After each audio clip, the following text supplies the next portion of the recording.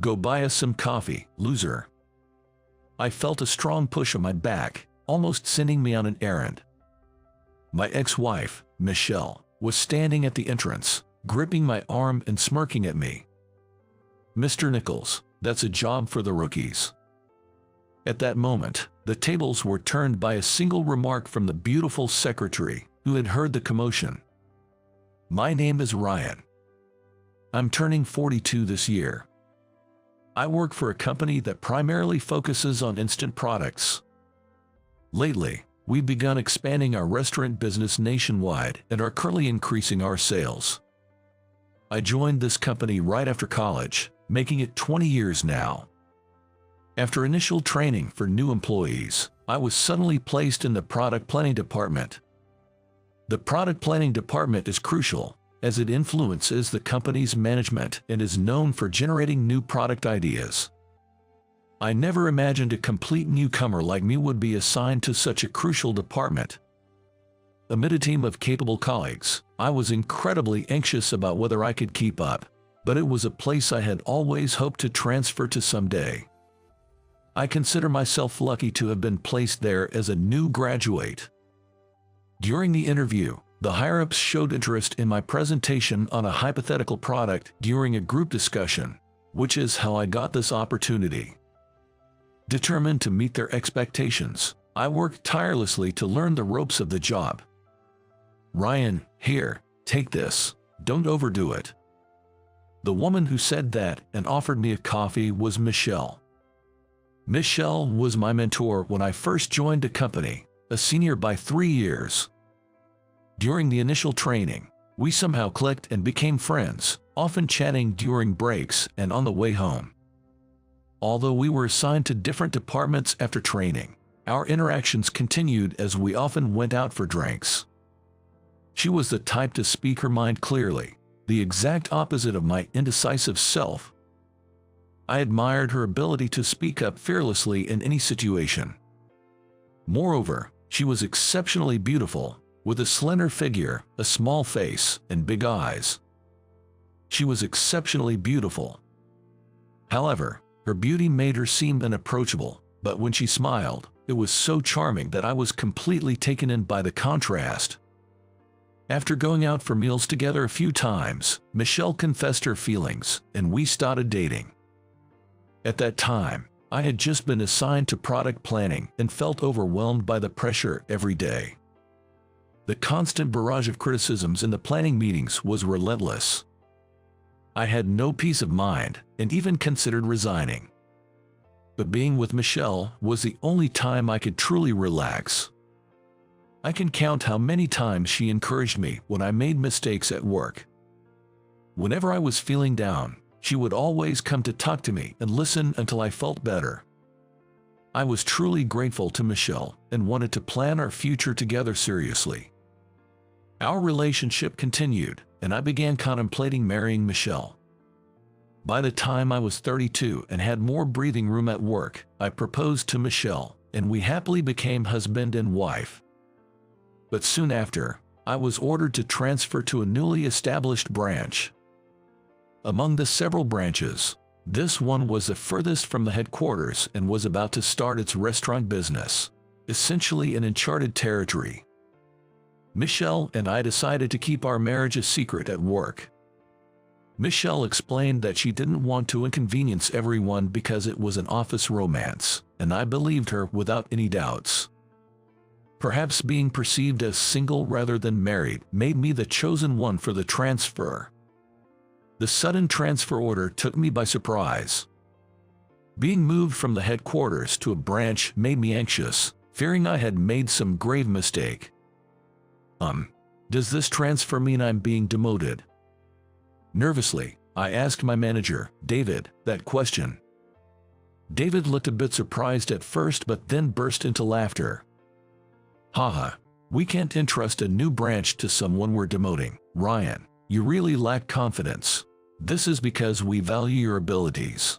You'll be working hard as a chief over there, David said, reassuring me. Finding out that David had high expectations for me, I was relieved. Motivated by his words, I was filled with enthusiasm to tackle the challenges at the branch, returning to my initial determination. On the day I received the transfer order, I told Michelle about it and asked her to come with me. I've been offered a transfer to the branch, so. However, Michelle cut off my words with a sigh. Well, so it's true you're being demoted. It's impossible. I won't follow you. Let's break up. I was shocked to be rejected and lost for words.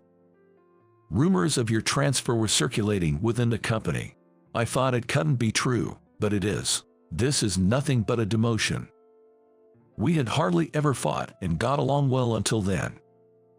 That's what I never imagined she would reject the idea of moving so decisively when I brought it up.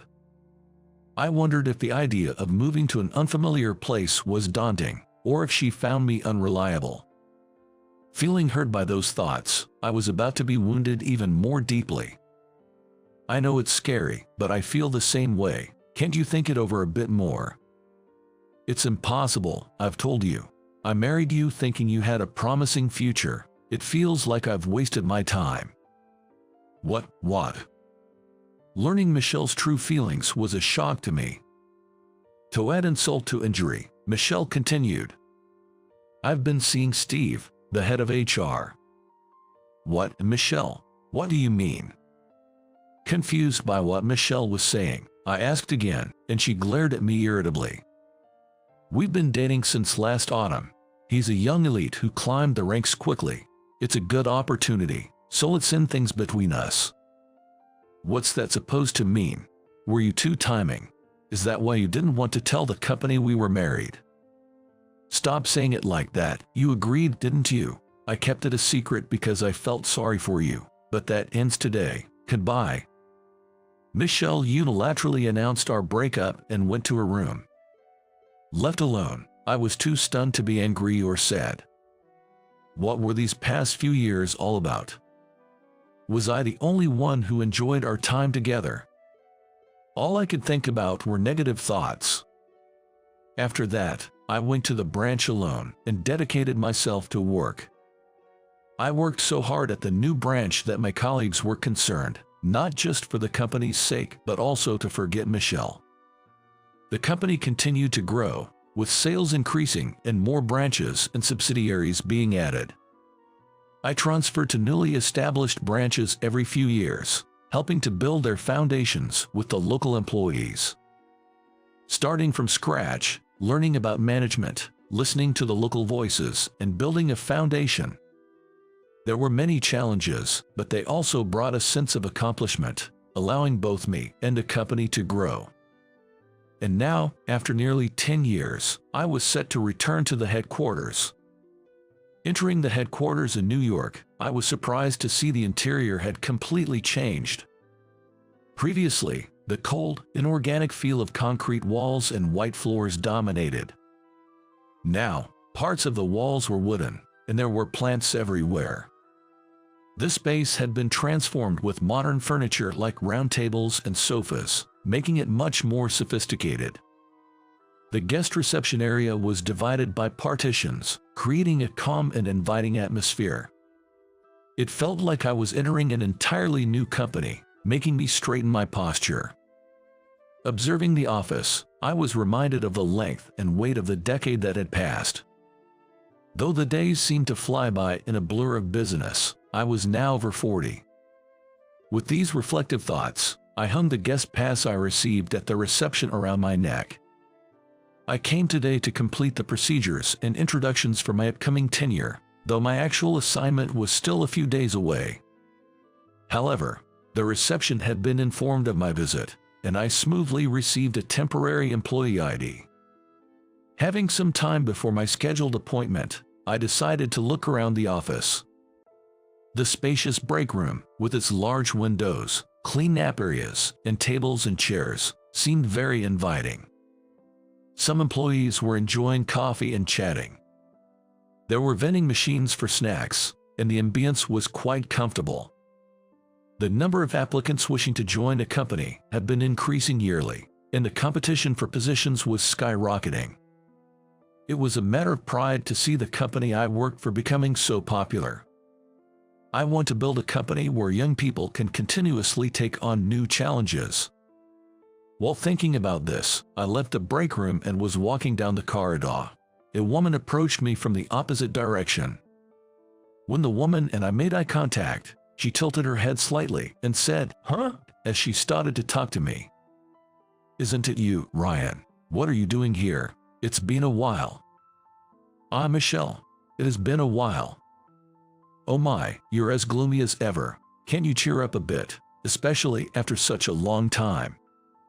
Michelle spoke as if the events of 10 years ago had never happened. Surprised by this unexpected reunion with Michelle, who held bitter memories for me, I felt a bit bewildered. Michelle scrutinized me closely and grabbed the visitor's pass hanging around my neck. After looking at the front and back of the pass, Michelle suddenly started bragging. "I married Steve after that. We have 2 kids and are very happy." Even though she brought this up out of the blue, I had no lingering feelings for Michelle and could only offer a wry smile. "Ah, is that so? Congratulations.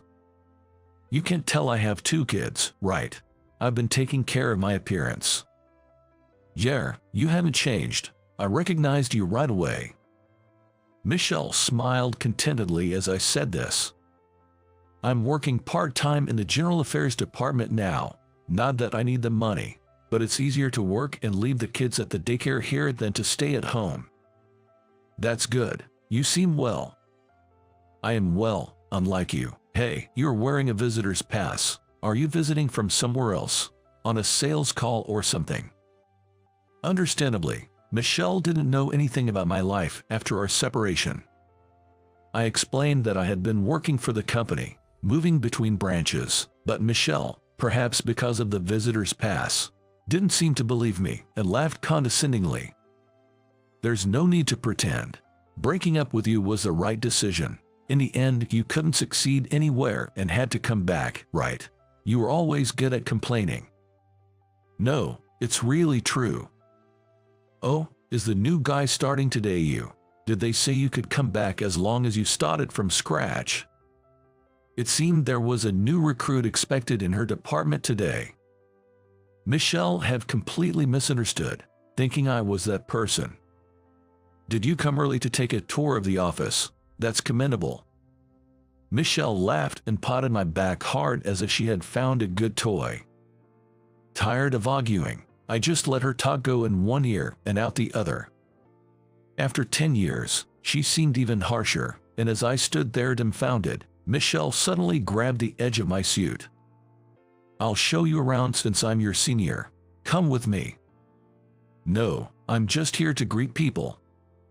"Stop whining. That's why you were demoted. As a man, you should be more assertive." With an amused expression as if she had found a fun toy, Michelle forcibly dragged me to her department. Well, I had planned to look around the departments anyway. With that thought, I greeted the people working in the department, and some of them looked at me curiously. "There's a perfect job for the new guy. Can you guess what it is?" "Maybe checking the schedule for the day." No, you don't need to do that." According to Michelle, there was a meeting in the afternoon that day, and coffee needed to be prepared. "So, go buy us some coffee, loser," Michelle said, pointing outside the room. You want me to go buy it? Is that my job?" "Of course, it's your role to make sure we can work comfortably. Hurry up, or the managers attending the meeting will arrive." I felt a strong push on my back, almost sending me on an errand. Michelle stood at the entrance with her arms crossed, smirking at me. "You look unsatisfied. I do feel a bit sorry for you, but remember, when you were demoted back then, you said you'd work hard as if you were a new recruit. Shouldn't you do the same now?" "Well, that's true, but..." Realizing that arguing was futile, I was about to reluctantly leave the room. Just then, a familiar woman approached and called out to Michelle from behind. "Hey, Michelle, what are you doing?" Hearing that voice, I remembered it belonged to Lauren, one of Michelle's colleagues. After Michelle explained she was teaching a rookie, Lauren kept glancing back and forth between me and Michelle. Rookie. Just let it be, whether it's a comeback or whatever. A rookie is a rookie, and we need to get the work done right. Noticing something was off with Lauren, a few people from the General Affairs Department gathered around. I'm embarrassed to say, but this guy is my ex-husband. He always did whatever I said, never got angry, just nodded along, a real lack of backbone. And to think, at his age, he's a rookie. The surroundings went silent, with only the sound of someone's footsteps echoing. Then I heard a familiar female voice say, "Excuse me for a moment." Weaving through the crowd was Amanda, who serves as a secretary in this company. "So you were here. I've been looking for you. What are you doing?" As I was about to go shopping, Amanda looked at me as if I were a stranger. "Well, I was just about to get some coffee for a meeting." "What are you doing, Mr. Nichols? That's not your job." Michelle, who had been watching our exchange, tilted her head in confusion. "Amanda, that's why he is doing it. This man is supposed to be a new recruit in the General Affairs Department starting today." After laughing, she still looked puzzled. "Mr. Nichols, whom is she talking about?" "Who else? Probably me." As I tilted my head, Amanda let out a small sigh. "He is the next president of our company. It's absolutely unacceptable to send him on errands." As Amanda pointed me out politely, Michelle just stared, frozen. From behind Michelle, in the crowd, someone said, "Michelle, you really didn't know?" "But it was announced, wasn't it?" "Well, she's been off for a while because her child caught a cold, so she didn't hear about it." Murmurs filled the air among the General Affairs Department staff. Michelle looked back and forth before retreating. What? President, you are kidding, right?" Michelle's voice trembled. "Over the past 10 years, I've been helping to set up branches as a chief in various places. Well, accurately, for 7 years. And who spoke ill of my future husband?" "Hey, Amanda, calm down, please." "Yes, Amanda is my wife." Her tone changed as she glared at Michelle. "We're planning to register our marriage next month, so she's technically still my fiancée. It's been decided that I'll take over as president of this company simultaneously with our marriage registration. I'll ask again, who insulted my future husband?" "What? You're marrying Amanda? I hadn't heard." Michelle was wide-eyed in shock. "In the last 3 years, when I was at the branch, I learned the business under the branch manager and eventually became one too. During that time, I had opportunities to interact with Amanda, the president's daughter. We hit it off over our shared vision to grow the company and started dating. The chairman and the president of this company are father and son. The branch managers were also almost always a family member. However, as the company grew, the limitations of family management began to show. Moreover, there was a big issue of who would take over after the current president, Mr. Smith, whose chronic illness was worsening. Initially, it seemed natural that a family member working at the branch would succeed him. But, having seen my work, the branch managers suggested that I, Amanda's boyfriend, might be a good candidate. Apparently, my background in the management planning department and the fact that the branches I managed as chief had better sales than others were part of the reasons. Amanda had no plans to take over the company, and being the only daughter, it seemed like Mr. Smith had given up hope, but then, he chose me for the role. I was invited to a high-end restaurant I had only seen on TV, where Mr. Smith personally shared this news with me. Traditionally, we've never had a son-in-law take over as president, but we've reached a limit with the current approach. We decided to try bringing in some fresh air. You'll do it, right?" I was full of nerves and uncertainty, but somehow managed to muster a yes in response. After hearing my explanation, Michelle was utterly stunned, her mouth wide open. "Making the president run errands, huh?" It was Lauren's comment that snapped Michelle out of it, and she forced a strained smile. After all, who would have thought he'd be the president? He used to make mistakes all the time at work 10 years ago, and couldn't do anything without me. Indeed, I always talked to Michelle about my work failures. Perhaps because I never mentioned anything when things were going well, Michelle might have perceived me as constantly messing up.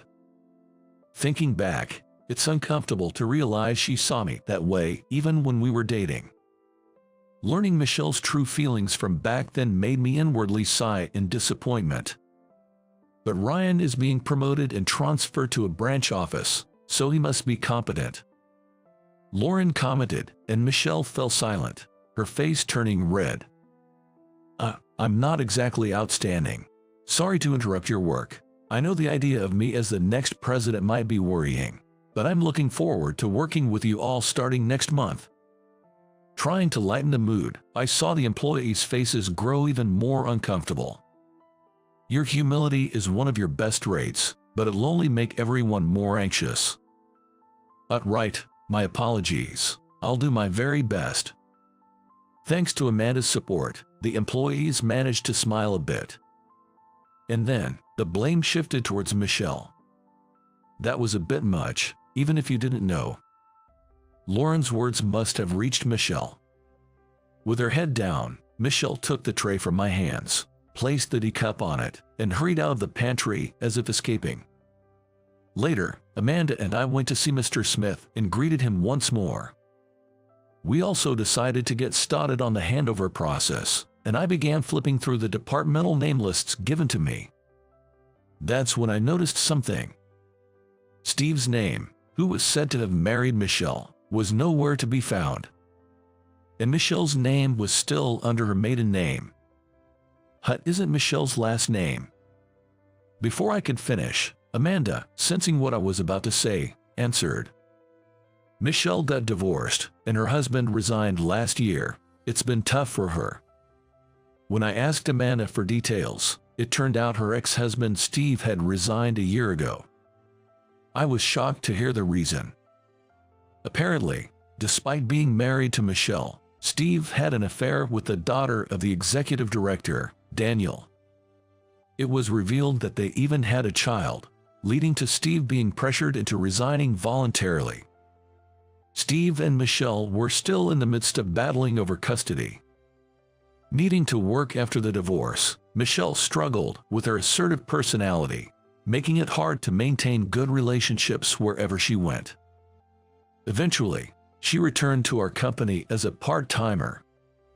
Despite wanting to return to full-time status, her applications were hindered by frequent absences due to her child's illness. So, what's Steve doing now? I'm not sure. After getting a thorough scolding from Daniel, he tried to find a new job through our contacts but to no avail. I remembered the way Michelle confronted me in the hallway just earlier. Her harshness towards me might have been a way to vent her frustrations. I felt a pang of sympathy for Michelle. And at the beginning of the following month, I officially became the president. Despite some experience in the branch office, I still felt inadequate. Supported by the former president, Amanda, and all the employees, I managed to get through each day. Every time I felt the pressure, I would think back to my old self. Overcoming various challenges, I had gained confidence in myself. I may not be able to do much on my own, but by relying on and being relied upon by those around me, I learned that we could accomplish much more together over the past 10 years. This is my irreplaceable treasure. Right after joining the company, I was thrown into the product planning department, where I learned the ropes in a state of anxiety. When I first transferred to the branch office, I was filled with anxiety every day, having to deliver results in an unfamiliar place among people I had never met before. Many people praised me, but I also received just as many harsh words. I tend to be more anxious than most and lack confidence in myself more than others. Even now, I sometimes doubt whether I'm cut out to be a president. But that's exactly why I've been able to push myself so hard. To overcome my anxiety and gain confidence, maybe it's okay to give myself a little praise from time to time. Looking out the window of the president's office, I found myself thinking these thoughts. About 2 months after becoming president, Amanda told me that Michelle had submitted her resignation. It seems that her divorce from Steve was finalized, and she won custody of their children. However, with a newcomer in the General Affairs Department who had experience, Michelle's path back to full-time employment became even steeper. She would receive child support, but it would still be tough to support 2 children on a part-time salary. So, she decided to take her children and move back to her parents' house out of state. Well, after the coffee fetching incident, it would have been tough for her to stay here anyway, and I wouldn't have allowed it. Come on, don't be angry anymore. Well, isn't it natural to get angry when your husband is insulted? According to Amanda, the incident where Michelle made me fetch coffee had spread not only in the department but throughout the entire company. A few days after hearing this story, I happened to pass by Michelle in the company hallway. She avoided eye contact and looked slightly uncomfortable as she walked past, head down. After we exchanged brief greetings, Michelle called out to me from behind. "I've decided to leave the company. I can't stand being under you." Even as she said this, Michelle's face seemed somewhat relieved. "I received your resignation this morning. It must have been tough. What will you do now? Why don't you worry about yourself before worrying about me?" Michelle said that and ran down the hallway, returning with a small paper bag. She handed me the bag as if pushing it onto me.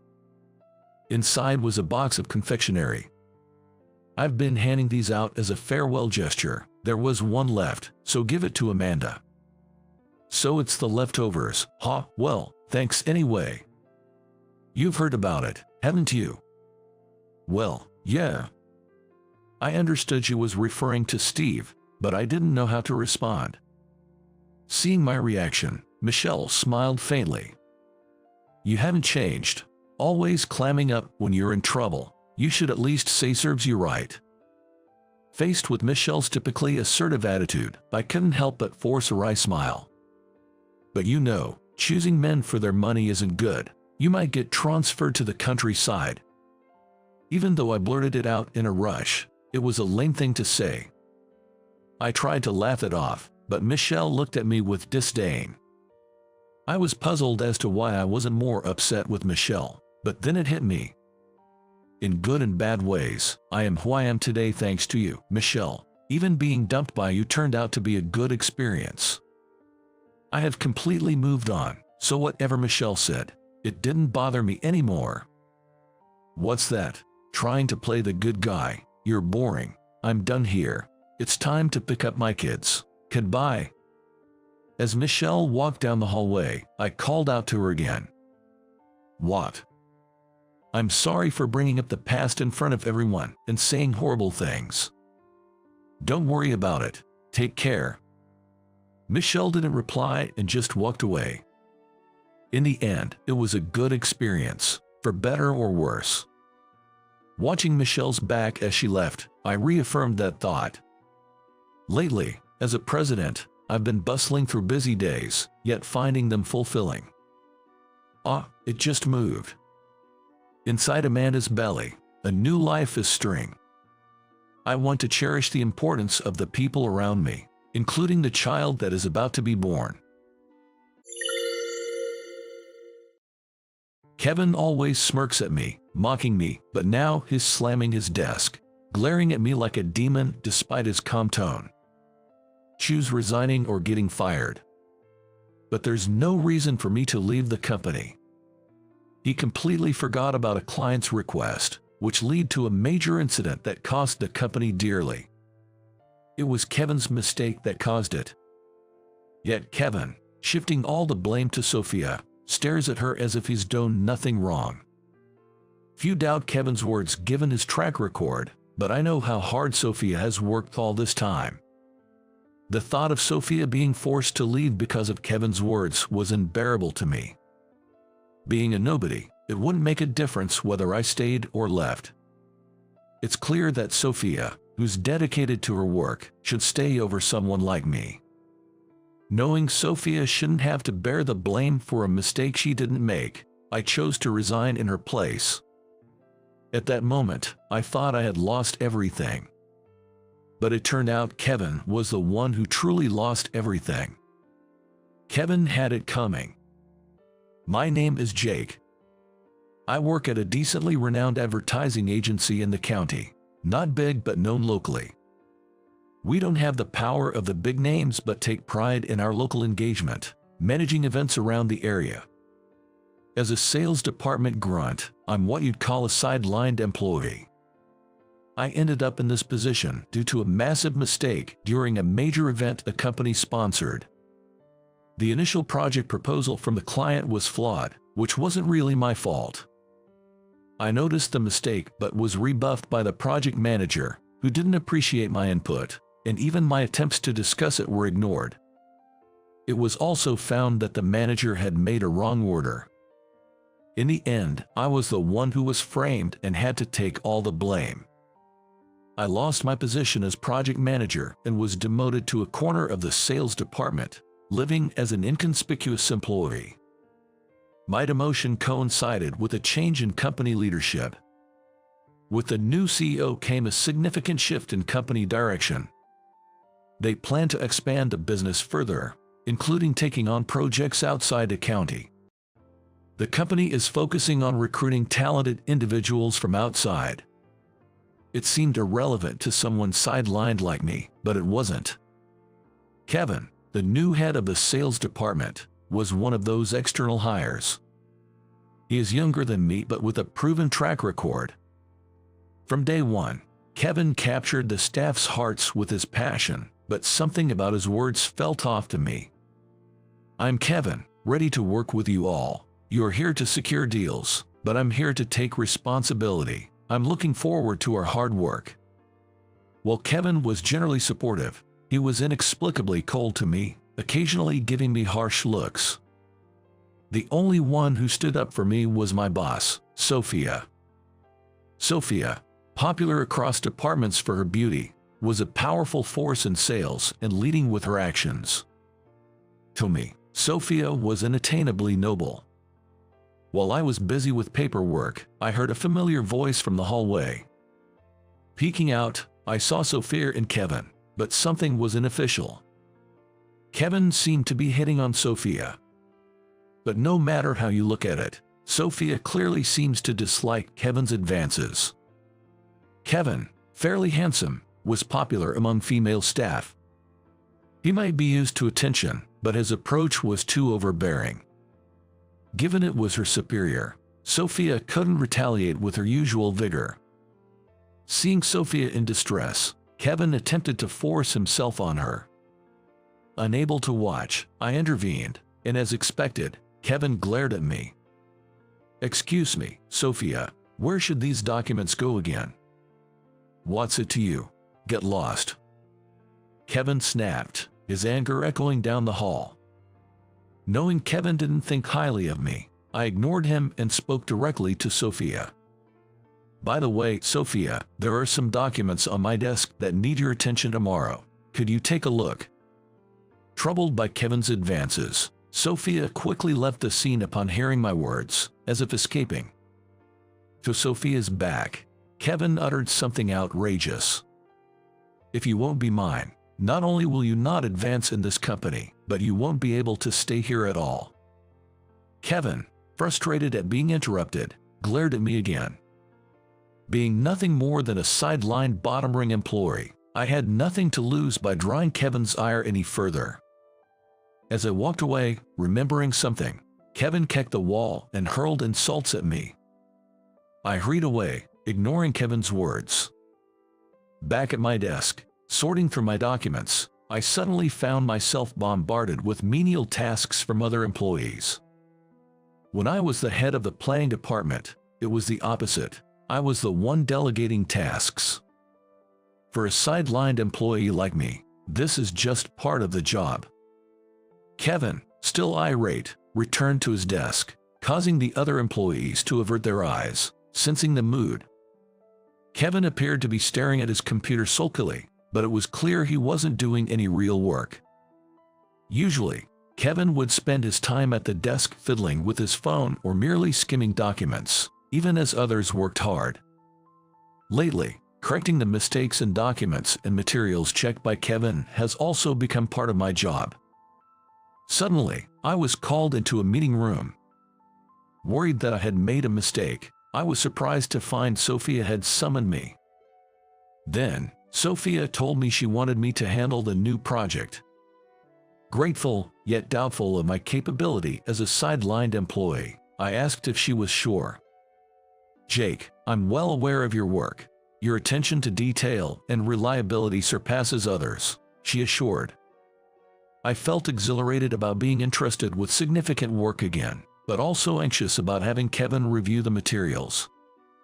Days later, I nervously showed Kevin the completed materials, but he only smirked and seemed unusually pleased. On the day of the presentation, I arrived at the client's company alone, fully prepared.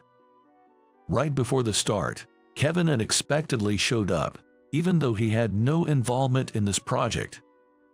With a sales smile, Kevin pushed me aside and confidently began a presentation. The materials he presented were modified versions of my work. However, the additions and revisions made by Kevin were off-topic and filled with budgeting errors, completely misaligned with the project. Despite the barrage of questions from the client, Kevin, without panicking, presented the original materials I had prepared as an alternative. Kevin even apologized, claiming the flawed materials were prepared by me. Apologies for the earlier materials, prepared by Jake. It was disrespectful. Fearing the task was too much for Jake, who usually handles minor tasks, I reviewed and made adjustments to the presentation materials, he said. Kevin, pinning the blame on me, received praise from the client, while I, being sidelined, was looked down upon. Ultimately, the credit for the project was stolen by Kevin. Following Kevin's portrayal of my incompetence, coupled with a past failure, my standing in the company worsened. Sophia, questioning how the project credited to Kevin was initially mine, approached me. However, resigned to my sidelined status, I didn't explain and returned to my daily tasks. Days later, Sophia came to tell me about another significant project she had secured. But Kevin, overhearing, snatched the order form and proposal from Sophia. Having received high praise for stealing my work, Kevin now planned to take Sophia's project as well. Eventually, Kevin went to negotiate with the client on Sophia's behalf. Right before finalizing the contract, Kevin, forgetting an important budget amendment, infuriated a client with excuses. This led to a major incident, causing significant losses for the company due to the already placed orders. "It's because of you that the contract with the client was nullified, causing huge losses for the company. How do you plan to take responsibility?" Shockingly, in front of other employees, Kevin shifted all the blame onto Sophia. Unaware of Kevin's manipulations, the employees, cowed by his assertiveness, looked coldly at Sophia. Only I, having experienced Kevin's deceit firsthand, knew of Sophia's genuine dedication. After Kevin whispered something to Sophia, she looked at him with disdain, as if he were trash. "What's with that attitude? This is why you're useless." Kevin, slamming his desk with a demonic glare contrary to his calm tone, stared at Sophia. "What's it going to be? Choose resigning or getting fired." Unable to tolerate Kevin's tyranny any longer, Sophia was about to strike him when I stopped her hand and stepped between them. "Sophia is a necessary asset to this company. If you're calling someone incompetent, I'll resign in her place." "Huh? Why would you?" "Well, fine. So you're leaving the company." Sophia looked at me with a troubled expression. The words Kevin sneered at me made my blood boil. "Jake, I've had a grudge against you since our last company. Finally, I can get my revenge." Hearing Kevin, I remembered he was the person in charge of causing my demotion. Driven by impulse, I scribbled my resignation and handed it to Kevin, and right after, Sophia brought her resignation as well. Sophia's resignation, though slightly wrinkled, was neatly sealed, clearly not prepared on the spot. Having seen Kevin making advances on Sophia before, it seemed she might have been blackmailed by Kevin. Sophia had been contemplating leaving the company. "I've made up my mind. If Jake is leaving, then I will leave too." Sophia placed her resignation on Kevin's desk with a smile before I could stop her. I truly believed Sophia was essential to the company, but staying might only lead to more harassment from Kevin. Realizing this, I decided it wasn't my place to interfere with her decision. Kevin, receiving our resignations, clicked his tongue in annoyance.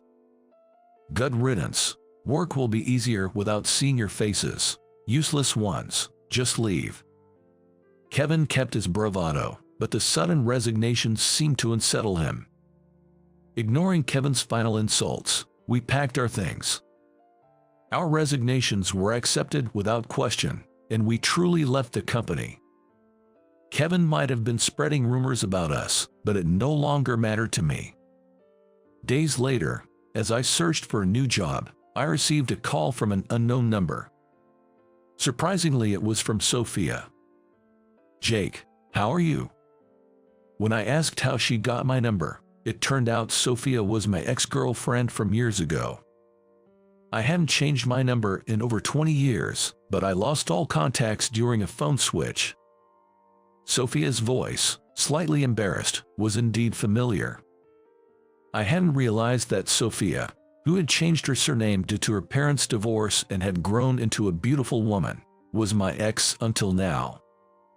Reminiscing about our youth, Sophia suggested, "Hey, Jake, what about starting a new company together? I believe we can do great work together." Though taken aback by the idea of starting a business, I was determined to prove Kevin wrong. In our new company, I took the role of the representative. Sophia handled sales, and I managed planning and presentations. Thanks to Sophia's efforts in sales, our startup became busier than expected. Busy, as during my manager days, I found joy and fulfillment in our work. Our experience with menial tasks proved valuable, making detailed work bearable. Our company, though small, began to tackle local jobs successfully. One day, we received a significant project, a large event competition from a company Sophia had connections with. We prepared meticulously for the day, meeting with the client multiple times.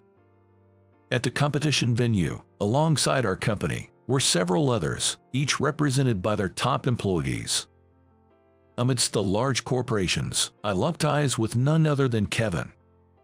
Working in the same industry, one tends to hear rumors, and it seems Kevin's actions had recently tarnished his company's reputation. This event was likely his chance for redemption. Kevin, spotting us, smirked in his usual condescending manner. Once all participating companies were gathered, the presentations began.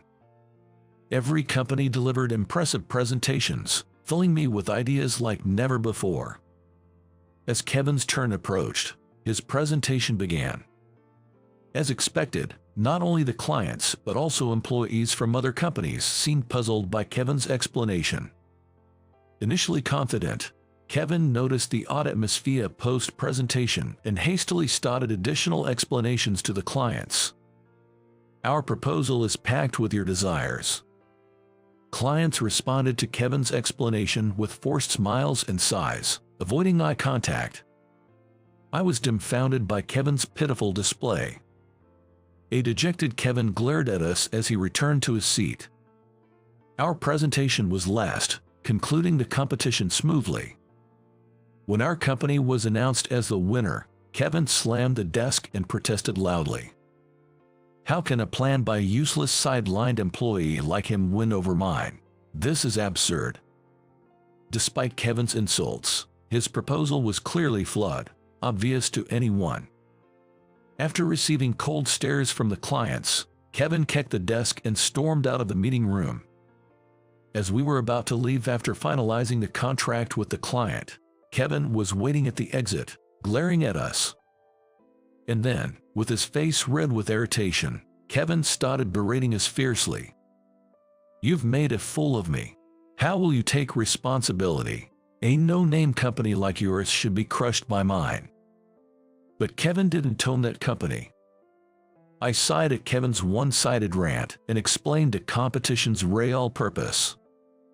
"Kevin, this project was pretty much decided for our company from the start, but due to its scale, a competition was necessary for appearances.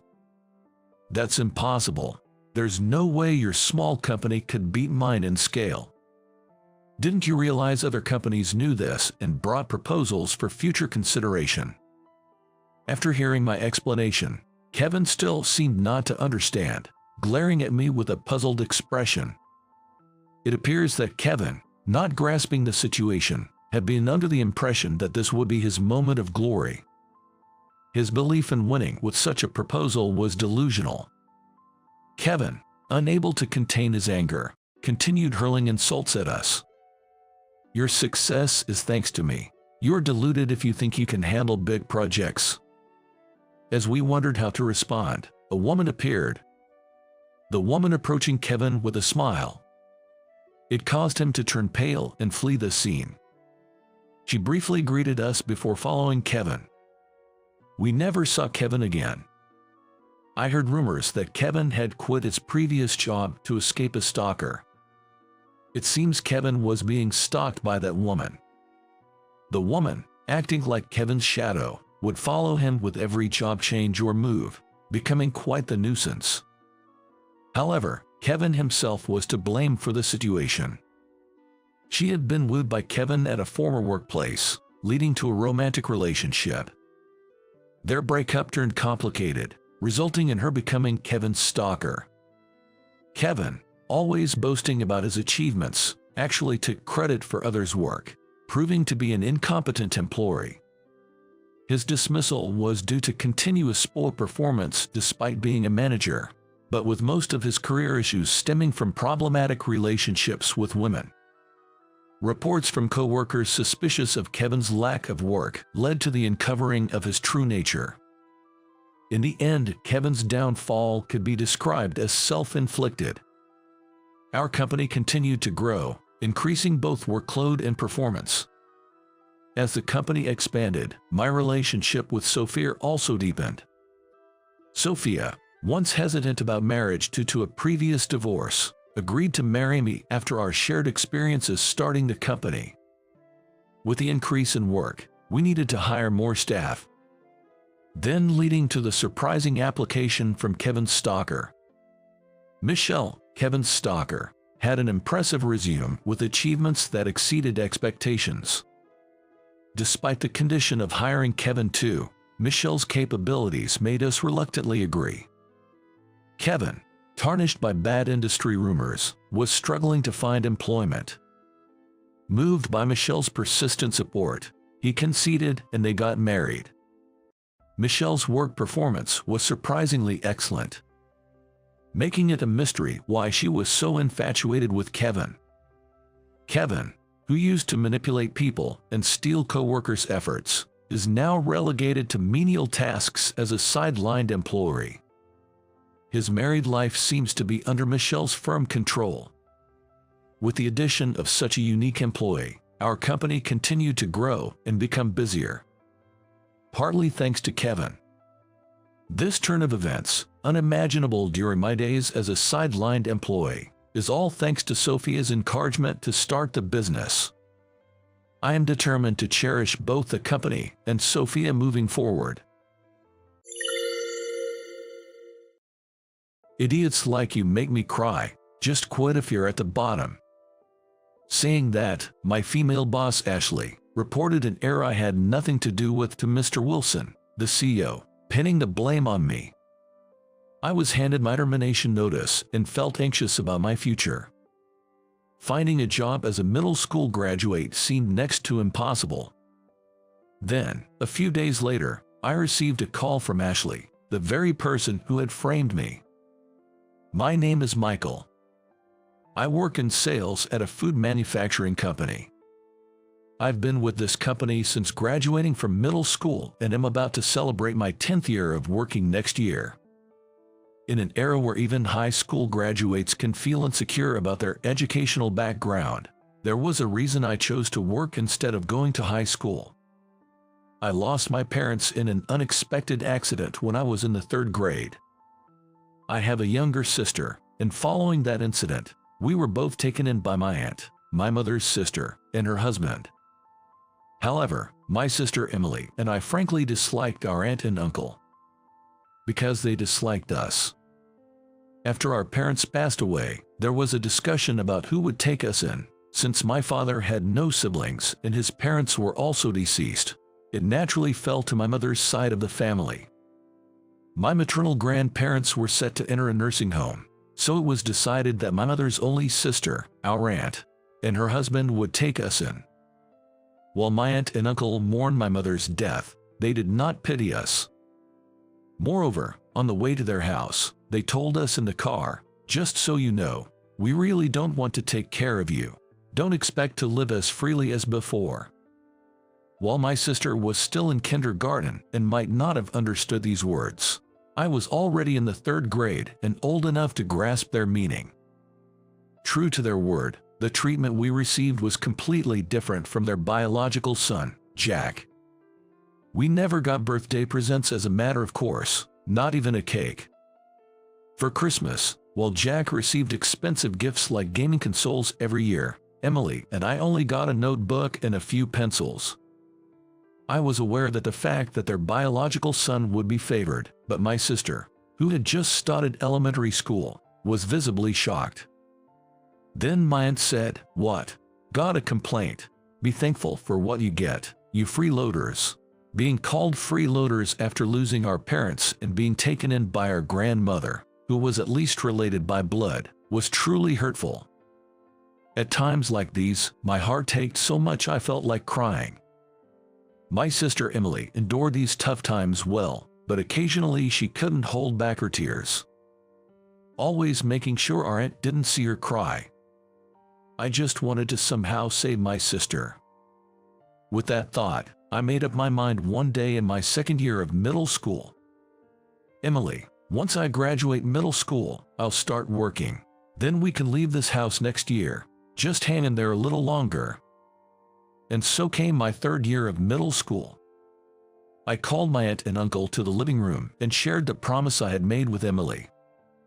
"I've decided to start working after graduation, but you two are the only family I can rely on, so I'd like to ask for your consent and to be my guarantors," I pleaded earnestly. Their response came quickly. "Fine, that's the least we can do. Take your sister with you. It'll be a relief for us to have you both out of the house." Though their consent was laced with sarcasm, I was relieved they agreed.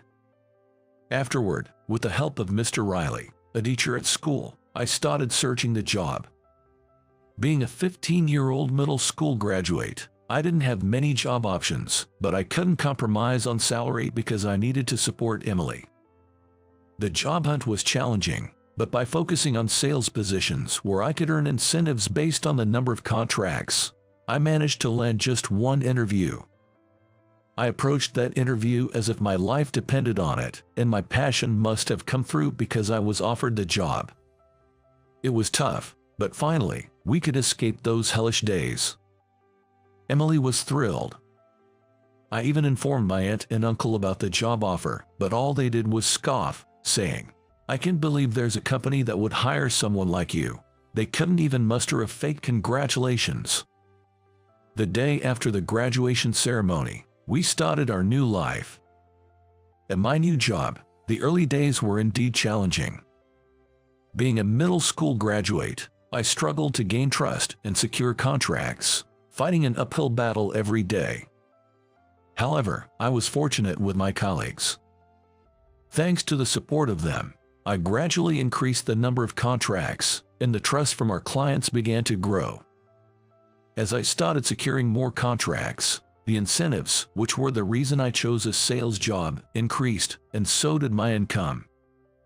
Our previously tough life started to have some breathing room, and Emily and I began to enjoy happier days.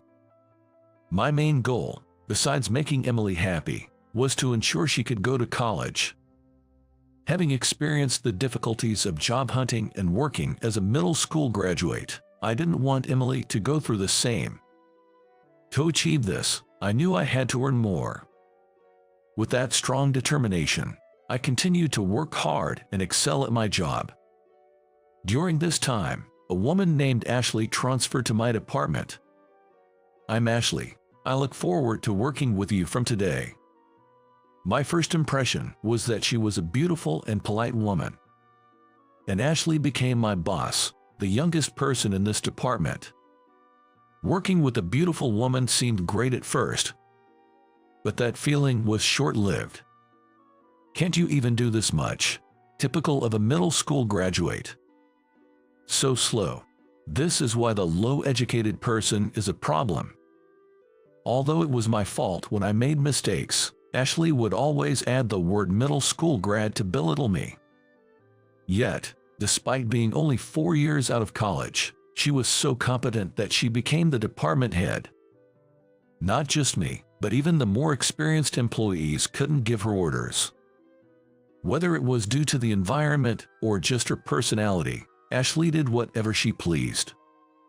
If she disliked a client, she dumped them on me, and despite my gradually increasing contract numbers, which were by no means poor, she'd scornfully say, "Bring in more contracts, you failure." Moreover, she only went to major clients and took all the good jobs for herself, causing trouble for the other employees too. Since Ashley's transfer, the department's atmosphere had been getting progressively worse. The damage even extended to the administrative staff. She was particularly harsh on a female admin named Melody. She was dumping a huge amount of work on her without sharing it with other admins and making her redo tasks for unreasonable reasons. Feeling sorry for what I saw, I once offered to help, only for Ashley to berate me, saying, "You can't even do your own job properly, and yet you're meddling in others. If you have time to spare, bring in more contracts." It's troublesome how middle school grad only think with their emotions. I was utterly defeated by her harsh words. Although the warm and friendly environment was gone, I clung to my work for Emily's sake, prioritizing contract acquisition while not neglecting support for the companies we worked with. I had built a particularly good relationship with a major company, Smith Trading. However, one morning, I arrived at the office to find it unusually noisy. Peeking in, I heard, "It's serious. It seems Michael missed an appointment with a client yesterday. Has Michael arrived yet?" I had no recollection of such an appointment. It wasn't listed in my to-do list, which I always write in my notebook. But Ashley was making a fuss, claiming it was my mistake. To clear the misunderstanding, I entered the office. "Good morning." "Oh, finally here, Michael, because you missed yesterday's appointment. The client is furious. They're going to terminate the contract. This is why middle school grads are a problem." "I'm sorry, but I wasn't informed of that appointment, and I don't think I'm responsible for that client." "I don't want to hear excuses. Not informed, you must have forgotten, and your name is on the contract documents. Can you still say it wasn't you?" Ashley slammed the documents in front of me. Looking at them, my name was indeed on a contract, complete with a seal. But I had no recollection of it. No matter how much I tried to explain, Ashley wouldn't listen. She said, "I'll report this to Mr. Wilson. Idiots like you make me cry. The bottom dwellers should just quit." She spat out the words. Later that day, I was called in by Mr. Wilson. "Excuse me." "Come in." Mr. Wilson looked stern, a sign of his considerable anger, unusual for his normally gentle demeanor. "Still, I came here desperate to clear the misunderstanding. However, I've already heard about your usual work attitude and contract situation from Ashley. She said you're beyond help. This morning, you forgot an appointment with a client and caused trouble, insisting it wasn't your fault. Not only are we losing one of the few clients we have, but you're also causing trouble for other employees, making the workplace atmosphere worse. Our company usually hires only high school graduates, but we made an exception for you because of your enthusiasm. I feel betrayed." It seemed Ashley had fabricated stories not just about this morning, but about my work attitude as well. The one with a bad attitude and ruining the workplace atmosphere was Ashley, not me. But for now, I had to explain this morning's situation. "Mr. Wilson, there must be some mistake about this morning. I wasn't in charge of that company, nor did I have any appointment scheduled." "Then how do you explain these documents?" With that, Mr. Wilson presented the documents that Ashley had shown me earlier, which I didn't recognize. "I don't recognize these documents either. Although the number of contracts I've secured is small, I remember every company I've worked with." "I see, understood." I was relieved for a moment. But then, I was abruptly told, "You're fired." What? A person who can take responsibility for their own mistakes isn't needed here. Are you suggesting that Ashley fabricated these documents? What reason would she have to do that? Even if I were to believe you, do you have any evidence? Evidence? I was left speechless. It's a shame. And so, I was fired from the company due to a mistake that was framed on me. When I returned to the office to gather my belongings, I caught Ashley's eye. She was smirking. As I had suspected, it seemed that she had indeed fabricated those documents. While I was packing up, Ashley said loudly enough for everyone to hear, "If you had just admitted it, this wouldn't have happened." At that moment, I was in shock and didn't even glance her way. After packing, I left the office without saying a word. "I'm home." "Hi Michael, what's with all the stuff?" "I'd get fired." I forced a smile and said that. But seeing Emily's face made all the emotions I had been holding back explode, and I broke down right there. "Emily, I'm sorry." Without saying a word, Emily stayed by my side, comforting me until I calmed down. After catching my breath, I told her everything that happened that day. "Well, being fired doesn't change. I'll start looking for a new job tomorrow. I don't expect to find a place that will hire a middle school graduate like me easily. I can work too. It's okay if I quit high school. Even if we're both middle school grads, if we work together, we can make ends meet." At the time, Emily was in high school, and since I had promised to support her through college, she was attending a fairly advanced school. Losing my job at such a critical time made me even more depressed, thinking I wouldn't be able to send Emily to college. As expected, finding a new job was difficult. I was mostly rejected at the resume screening stage, and during interviews, being fired from my previous job became a major issue, leaving interviewers with a bitter taste. Then one day, I received a call from the company I had been fired from. It was Ashley on the line. "What can I do for you?" "Michael, are you okay right now? I need you to come to the office immediately." Ashley's voice was weak, and even through the phone, I could tell she was exhausted. I hesitated, but then I remembered I hadn't said goodbye to the colleagues who had looked after me. Thinking of it as a chance to do so, I decided to go to the office. Upon arrival, the receptionist Melody told me to go to the CEO's office. "Excuse me." Inside were Mr. Wilson, Ashley, and a distinguished-looking man who was clearly someone important. "Thank you for coming. This is Mr. Johnson, CEO of Smith Trading."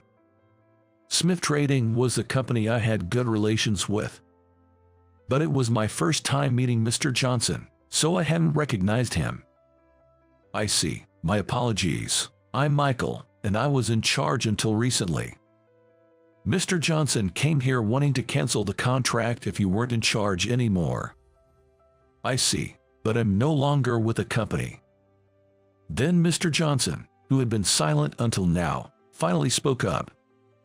"Your father, Ken, worked tirelessly for us and single-handedly turned our struggling company around. We were shocked to hear of his tragic accident. When I found out that you were in charge of our account, I was truly surprised. How did you know about me? It's because your father, Ken, often boasted about you and your sister while he was alive. He would talk about how his son, Michael, won first place in the race at the sports festival, for example. So, every time I remembered Ken, I would wonder how you and your sister were doing after losing your parents. That's when I heard you had been fired, and I came to find out why. Our contact at your company spoke very highly of you, which made me even more curious. I've heard some details from Mr. Wilson, but I wanted to hear it from you as well. I decided it was time to lay everything out, including my previous protests to Mr. Wilson and the intense harassment from Ashley. Ashley interrupted, claiming she never did such things. Don't make things up without evidence. It was that time.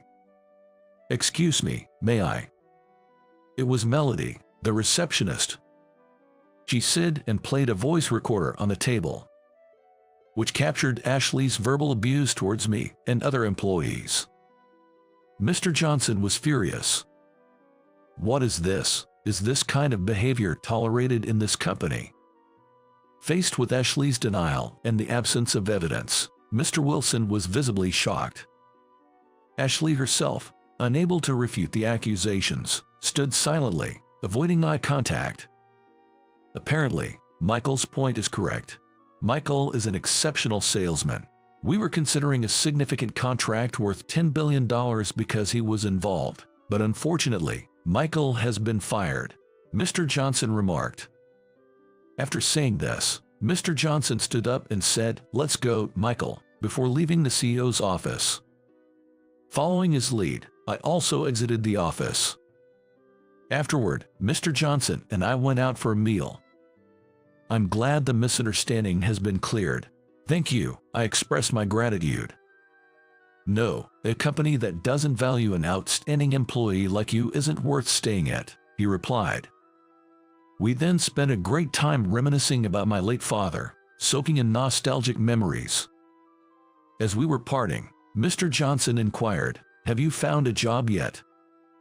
No, perhaps due to being a middle school graduate, I haven't been taken seriously anywhere. It's been a series of defeats, I confessed. That's good then, he responded.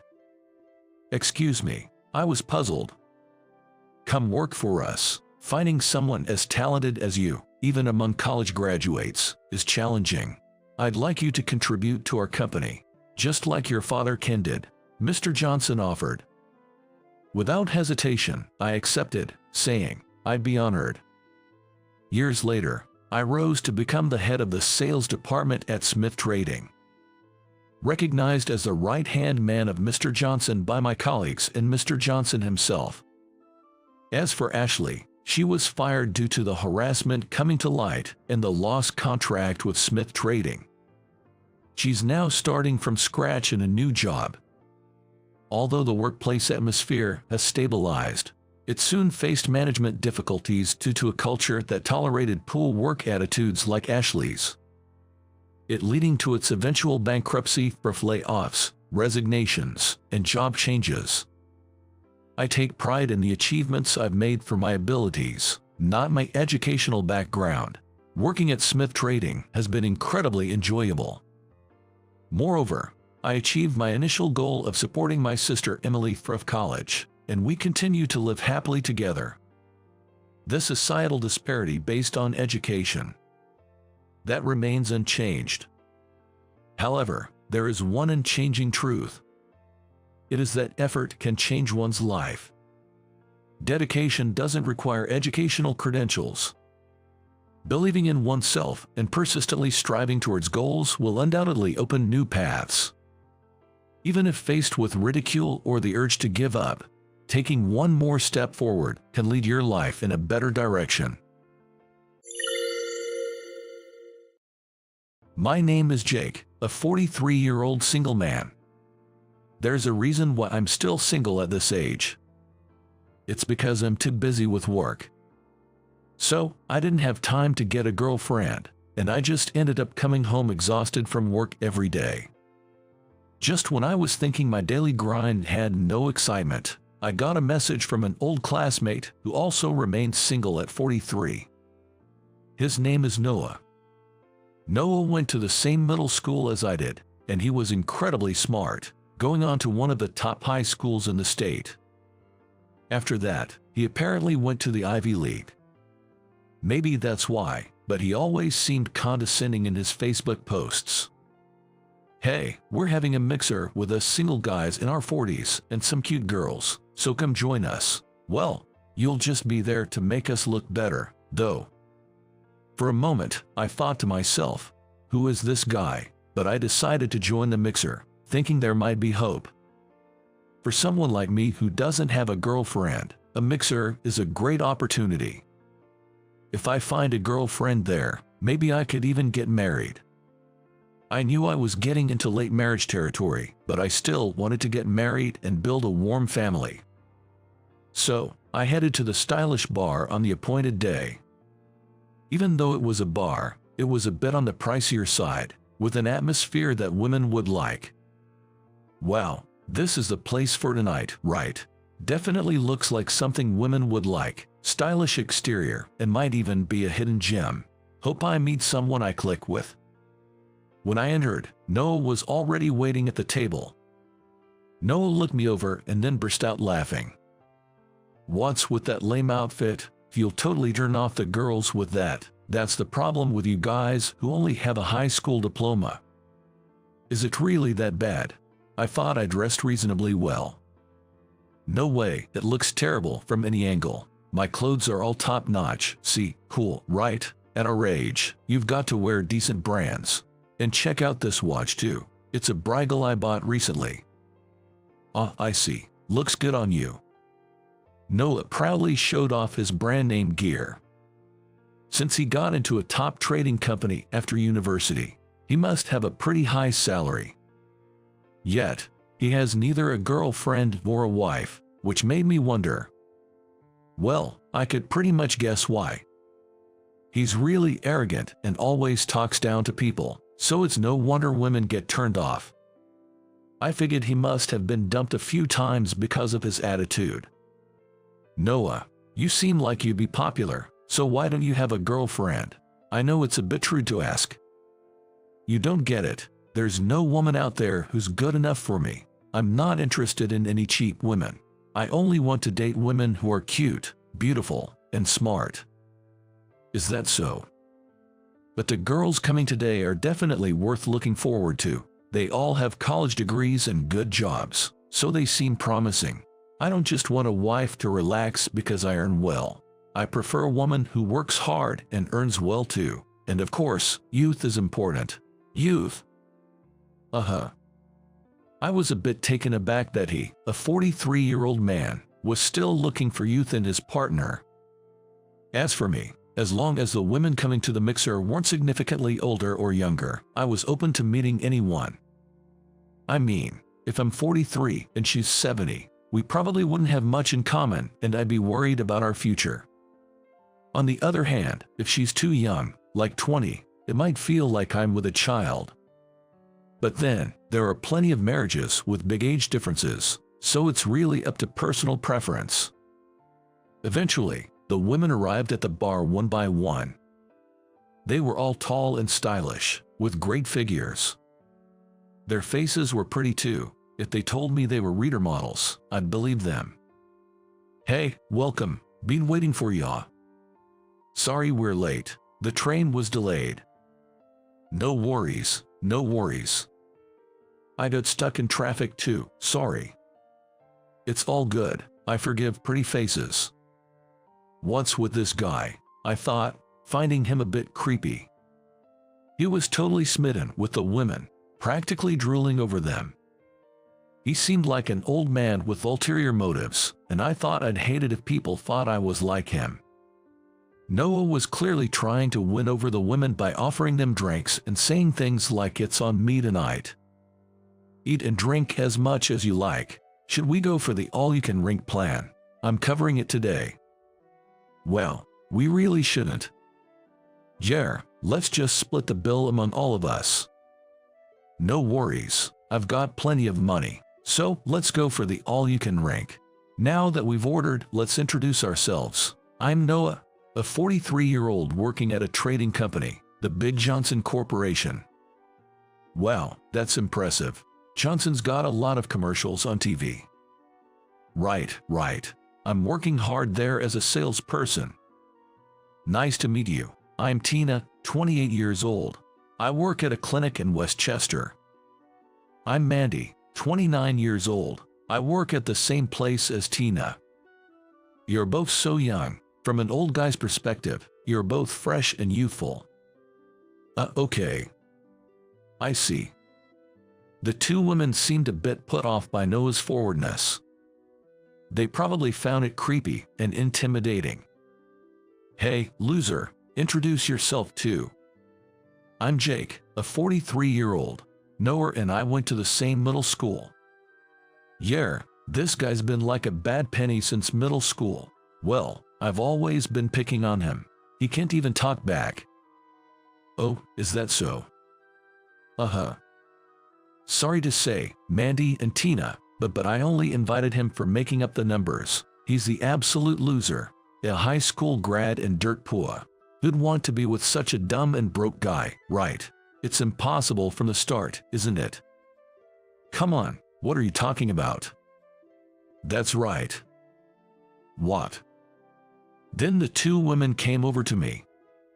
They sat down on either side of me, leaving Noah looking bewildered. Hey, why aren't you revealing your identity, Dr. Davis? Yeah. I'm sorry, I didn't expect you two to be here. Come on, I was so surprised. I was wondering how long I should keep quiet. Jer, we heard rumors that you were married, so we thought we shouldn't say anything. I'm not married, I'm single. Really? Was the story about you taking off your ring for work a lie? That was just a silly rumor someone started. As we were talking, Noah looked over in surprise. Then he opened his mouth in shock and said in a low voice, "What do you mean by Dr. Davis?" Because he's the director of the clinic where we work. What? He runs a pediatric clinic in Westchester, right? That's right, Noah, I'm a doctor. Wait, how are you a doctor?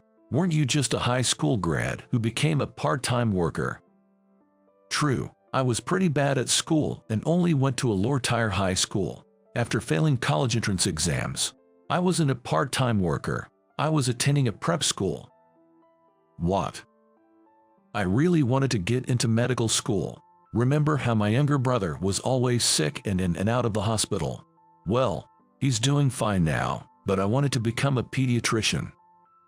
So, it was just a rumor. You might have thought I was always free, but I wasn't. I was busy studying. Even my high school teachers laughed at me when I said I wanted to go to medical school because I was such a poor student. But your family was poor, right? You lived in a rental house, and your dad didn't earn much, and your mom worked part-time. How could someone like you afford medical school? That's why I went to J Medical University, where the tuition was practically free. After graduating, I had to work in an underserved area for a few years. In fact, I worked on an island. After that, I opened my own practice. Wow. I was falling behind everyone else even in a low-tier high school, and it was faster to count my grades from the bottom up. No matter how much I studied, I just couldn't get good scores, and I was worried I might not even graduate. I just didn't know how to study effectively. But I had a dream. I wanted to become a doctor and save many children. I have a brother who is 10 years younger than me. He has been frail since birth, suffering from conditions like asthma, which led to numerous hospitalizations. Growing up seeing my brother like that made me want to become a pediatrician and help lots of children. However, our family was very poor, so there was no way I could even dream of attending university, let alone medical school. That's why I looked for a university where the tuition fees would be as low as possible. J Medical University was one of them. In exchange for free tuition, I had to work in an underserved area after graduating and becoming a doctor. I had the option of either this university or B medical school. I got into both, but I chose J Medical University because it was my preferred choice. My tuition for the prep school was covered by a well-off uncle. Thanks to him, I was able to focus solely on my entrance exam studies without needing to work part-time during my gap year. Knowing our family's financial struggles, my uncle offered to continue supporting me even after I got into J Medical University. But I felt too guilty to accept that and managed on my own afterward. Well, that's why I'm a doctor and the director of a clinic now, so I'm not poor anymore. Why are you a doctor? How much do you make a year? Well, our clinic does quite well, so maybe around $350,000. What? And what about you, Noah? Me, $60,000. I see. I thought he'd make more since he works at a trading company. But his salary was lower than I expected, so he probably doesn't hold a significant position. It's not really my concern, and I don't care much about it. I don't intend to compete with him or look down on him. I just didn't want him to belittle me anymore. It's one thing to mock me for being from a low-tier high school, but I don't want him to ridicule our poverty. My dad became unable to work in physical jobs due to a leg injury, and my mom, lacking education, could only take on simple part-time work. But I never resented my parents. They worked hard to ensure my brother and I could attend high school and always made our modest meals enjoyable. I managed to get into that university on my own, while my brother, much smarter than me, got into a prestigious private university on a scholarship. He passed the bar exam on his first try and became a lawyer. Now, his asthma has cleared up, and his allergies have mostly subsided. He's living a healthy life. Seeing my brother, who was once so frail, working hard motivates me to do my best too. Noah, what's wrong? You're looking a bit pale. Yeah, haven't you been drinking too much? You've been downing drinks. I'm fine. Really, but you're pale as a ghost. If you're feeling unwell, just let us know. We're nurses, after all. That's right. Maybe, I'd like you two to hold my hand. Just kidding. What? What did you say? And maybe a lap pillow or a back pad would be nice too. Ack, that's the worst. That's creepy. Really? Isn't that just harassment? It was terrible enough that you were mocking Dr. Davis. So, Noah, that's the kind of person you are. Exactly. Were you looking at us with that kind of perspective? That's creepy. We don't want to be here anymore. I'm really sorry you both had to go through this after coming here. It's not your fault, don't worry. We were just asked to come by a friend who knows Noah. Yes, it's not your fault. Mandy, Tina. Let's go, Dr. Davis. We'll be ruined if we keep hanging around such a terrible person. You're right. So, we left some money and departed.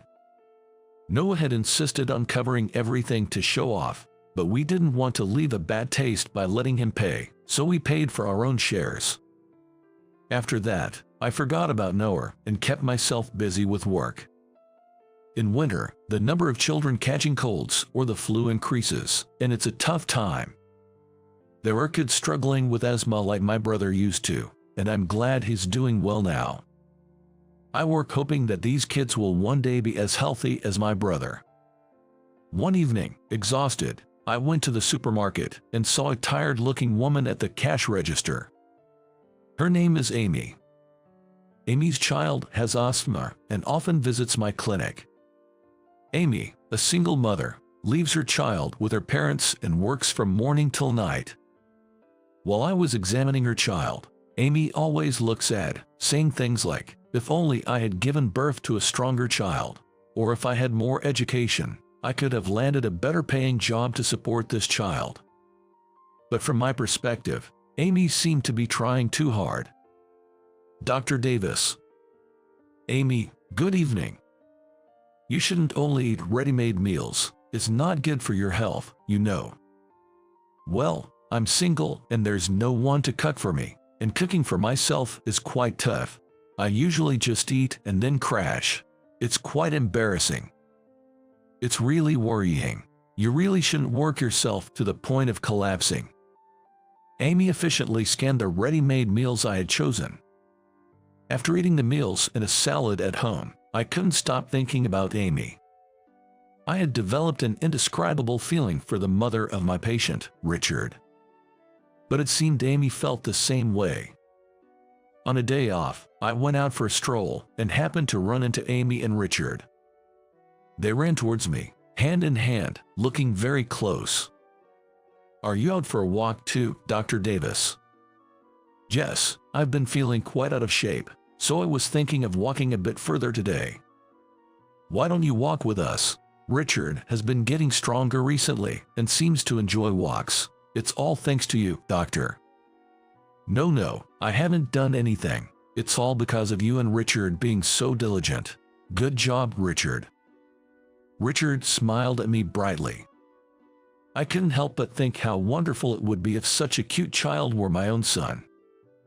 After that, Amy, Richard, and I would often meet for walks.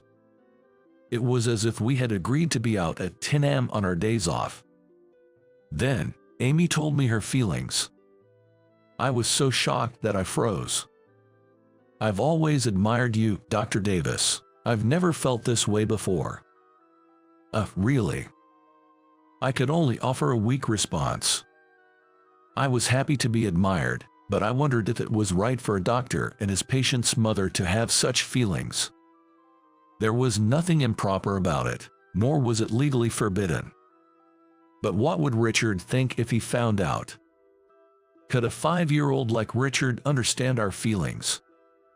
Maybe not, but children are often more perceptive than we think. I want to be of help to you, Dr. Davis. My ex-husband was very scary, and I couldn't talk back to him.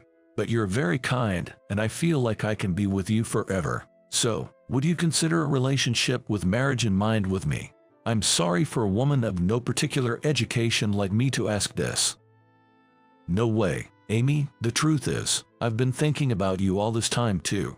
I've struggled for a long time wondering if it's okay for me to have these feelings, but I'm tired of suppressing my emotions. I want to be with you. Amy. Dr. Davis. So, with pleasure. I never had a girlfriend before.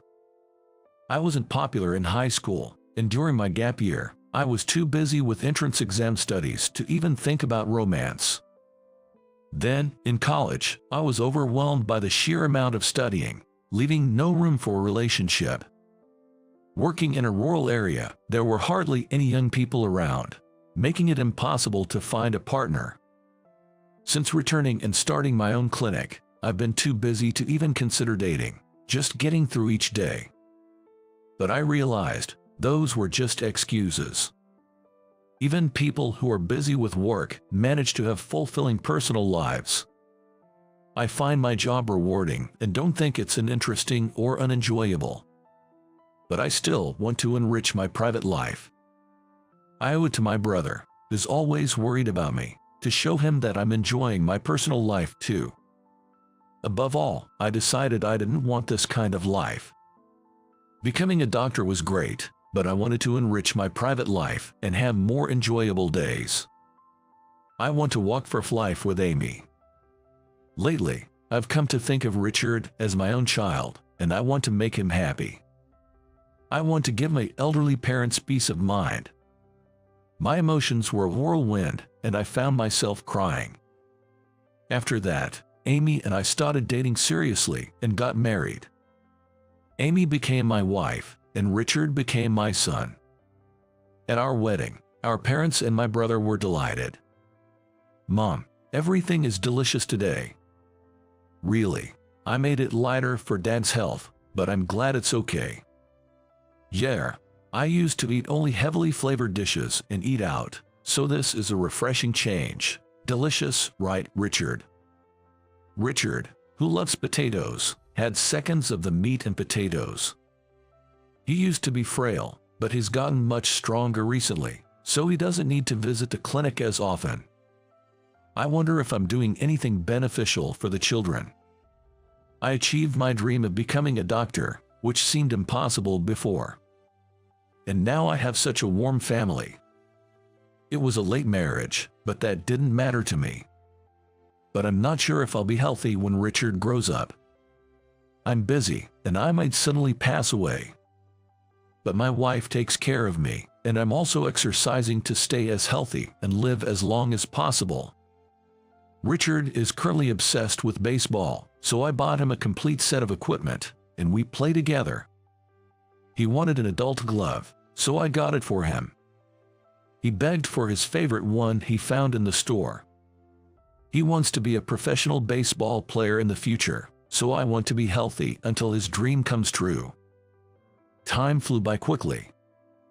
Richard is doing great in his high school baseball team. He joined a strong baseball school and even made it to state championship. I couldn't be there because of work, but my wife went to support him. And they won the championship. I was so proud of Richard. And I'm grateful to my wife, who has supported Richard and me all this time. She wakes up early every day to make lunch and thinks about our health. I'm motivated to work even harder for my family. By the way, Tina and Mandy, who were at the mixer that time, are also married with children. They're still working at the clinic, part-time, but they're reliable colleagues. As for Noah, who always made fun of me, he got into trouble for harassing a young girl at his company, leading to a serious incident and getting fired. I wonder what he did to end up like that, but it must have been pretty bad. Well, Noah doesn't matter anymore. All I have to do is keep working hard for my family.